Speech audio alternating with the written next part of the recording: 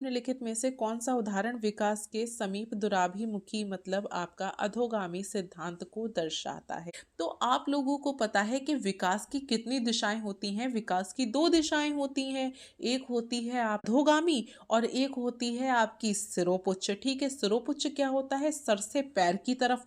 और अधोगामी क्या होता है? निकट से दूर की तरफ। आप इसे दुरीभिमुखी कह सकते हैं, आप इसे अधोगामी कह सकते हैं, आप इसे निकट से दूर की तरफ कह सकते हैं, आप इसे समीपो दूरस्थ कह सकते हैं। ठीक है, ये सारे क्या हैं? इसके निक नेम है। क्लियर? तो इन सिद्धांतों को दर्शाता है, मतलब ये चार ऑप्शन हैं। इन चार ऑप्शन में एक ऑप्शन ऐसा है जो आपका किसको दर्शाता है? अधोगामी को दर्शाता है। ठीक है, पहले आप क्या करो ना, पहले आप अधोगामी को समझ लो। देखो, अधोगामी को ऐसे समझना है जैसे ये एक चाइल्ड है। ठीक है, ये क्या है? एक चाइल्ड। सॉरी, ये थोड़ा सा ऐसा हो गया, चलो वैसे ही समझो आप इसे। ये एक चाइल्ड है। इस बच्चे का जो विकास अगर अधोगामी में होगा तो यहाँ से स्टार्टिंग होकर इस तरफ फैलेगा और इस तरफ।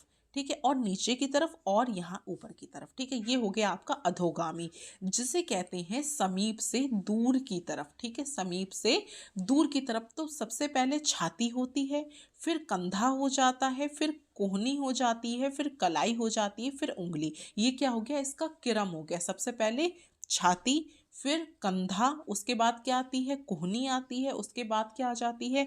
कलाई आ जाती है, और उसके बाद क्या आ जाती है? उंगलियां आ जाती हैं। ये है आपका अधोगामी। ठीक है, कौन सा है? अधोगामी। और ये दूसरा जो होता है वो होता है सिरोपुच्छ। वहां पर सर की तरफ से विकास चलना शुरू होता है और बच्चे के पैरों की तरफ आता है। ठीक है, तो हमें सर से पैर वाले से कोई मतलब नहीं है, हमें समीप से दूर की तरफ वाले से मतलब है। क्लियर हो गया यहाँ पर? इसको लेकर मैंने एक बहुत बढ़िया वीडियो बनाई है अपने यूट्यूब चैनल पर, अगर आपने वो नहीं देखी है तो आप लोग विजिट कर सकते। अब हमें देखना है कि समीप से दूर की तरफ को कौन इशारा कर रहा है, कौन उसमें मैच हो रहा है। क्लियर? तो हमारा पहला कौन सा होता है? चलना सीखने से पहले दृश्य क्षमताओं का विकास हो जाता है। मतलब बच्चा जो है वो चलना बाद में सीखता है। मतलब चलना सीखने से पहले क्या करता है? वो उसकी जो दृश्य देखने की क्षमताएं उसका विकास होता है। ये बात आपकी अधोगामी की नहीं है, ये बात किसकी है? ये है आपकी सिरोपुच्छ की। ठीक है, क्योंकि विकास सबसे पहले कहाँ आता है? आंखों में आता है। दृश्य क्षमताओं का विकास होता है, उसके बाद बच्चा चलना सीखता है। ये कथन तो सही है, लेकिन ये कथन अधोगामी के लिए ना होकर ये कथन है आपका सिरोपुच्छ के लिए। ठीक है, तो इस लिहाज से ये आपका क्या हो गया? गलत हो। दूसरा कथन क्या है आपका? बाहों का प्रभावी उपयोग हाथों का उपयोग करने की क्षमता से पहले होता है। देखिए, बच्चे का कुछ हाथ जो है ना वो इस तरह से होता है। ये क्या होता है? 1 2 3 4, ये बच्चे का हो गया हाथ। ठीक है, अब जैसा भी बना है हाथ में, ये क्या है? बच्चे की बाहें हैं। ठीक है, क्या है? बाहें, मतलब उसकी भुजाएं हैं। क्लियर? अब ये क्या कह रहे हैं कि बाहों का प्रभावी प्रयोग या उपयोग। ठीक है, बाहों का प्रभावी उपयोग हाथों का उपयोग करने की क्षमता से पहले होता है। बच्चा इनका यूज करना पहले सीखता है और इनका यूज करना बाद में सीखता है। तो बिल्कुल सही है। अगर विकास यहाँ से चला, ठीक है, ये बच्चे की छाती है, यहाँ से अगर विकास बच्चे का चला तो सबसे पहले कहाँ पहुंचा? बाहों में पहुंचा ना। बच्चा इसी का सहारा लेके पलटना सीखता है, खुद को उल्टा करना सीखता है। फिर विकास कहाँ आया? कोहनी में आया। कोहनी की मदद से बच्चा जो है खुद को खिचड़ना खिचड़ना सीखता है। उसके बाद में विकास कहाँ आया? कलाई में आया। ये जो कलाई होती है ना आपकी, ये कलाई, इस कलाई में पहुंचा। उसके बाद बच्चे की उंगलियों में विकास गया, जिससे उनने खाना खाना सीखा। क्लियर? तो सही तो कह रहे हैं कि बच्चे का विकास जो है बाहों में पहले आता है और हाथ में बाद में आता है। बस थोड़ी सी लैंग्वेज को इन्होंने घुमा दिया है। ठीक है, लैंग्वेज को कैसे घुमाया है कि बच्चे का जो विकास है वो बाहों को प्रभावी उपयोग जो है ना, बाहें जो होती हैं, उसकी भुजाएं जो होती हैं, उनका प्रभावी उपयोग जो बच्चा कर रहा है वो किससे पहले कर रहा है? तो वो बच्चा हाथों से पहले कर रहा है। ठीक है, हाथों का उपयोग करने की क्षमता से पहले आ जाता है। ठीक है, तो पहले नंबर पे बाहों का प्रयोग और दूसरे नंबर पे हाथों का प्रयोग। तो इस लिहाज से ये आपका क्या हो गया? सस्पेक्टेड हो गया, मतलब सही हो गया। क्लियर?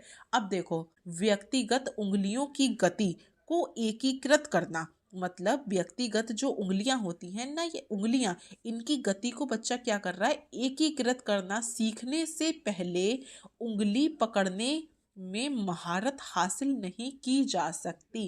भाई ये तो बात थोड़ी सी हमें हजम नहीं हो रही है, क्यों? क्योंकि आप ये बताओ, छोटा सा बच्चा होता है ना, बिल्कुल छोटा सा बच्चा होता है, उसके हाथ ऐसा होता है, ठीक है, उसका हाथ कैसा होता है, इस तरीके की मुट्ठी बंधी हुई होती है, और आप लोग क्या करते हैं, उसके हाथ में अपनी इस तरह से उंगली रखते हैं और ऐसे पकड़, बच्चे के हाथ को पहले खोलते हैं, फिर अपनी उंगली को रखते हैं, फिर उसमें पकड़वा देते हैं, फिर क्या कहते हैं आप लोग, अरे इसने मेरी उंगली पकड़ ली। तो भाई वो तो पहले ही उसकी उंगली बंद होती है ना, हाथ की उंगलियां उसकी पहले ही बंद होती हैं जब बच्चा जन्म लेता है, तो ठीक है। फिर क्या होता है, धीरे धीरे वो अपनी उंगलियों को मूव करना शुरू करता है, धीरे धीरे उनमें विकास आना शुरू हो जाता है, धीरे धीरे वो चीज़ों को पकड़ना शुरू करता है, धीरे धीरे उनको बैलेंस करना शुरू करता है, फिर धीरे धीरे वो निवाला बना के खाना शुरू करता है, ठीक है। तो इस तरीके से क्रम चलता है, इसलिए ये क्या हो गया, गलत हो गया आपका। अब देखिए, शरीर के आकार, तंत्रिका तंत्र के विकास की क्रम व गति अलग अलग होती है। ऐसा कैसे हो सकता है, जो शरीर है उसी के अंदर तो तंत्रिका तंत्र होता है ना, और उसकी गति अलग अलग कैसे हो सकती है, मतलब आपका शरीर अलग काम करेगा और आपके तंत्रिका तंत्र ने कहा कि भाई तुम्हारे ऊपर छपकली गिर गई है, अपने हाथ को इस तरह से झट, इस तरह से, जैसे ये मेरा हाथ रखा हुआ है, अब सपोज दैट मेरे हाथ पे छिपकली गिर गई, तो मेरा तंत्रिका तंत्र ने मुझसे कहा कि हाथ को ऐसे कर दो, अपने झटक दो, तो क्या मेरा शरीर कहेगा नहीं हम तो नहीं झटकेंगे, नहीं हमको तो छपकली बहुत अच्छी लगती है? ऐसा थोड़ी ना होता है।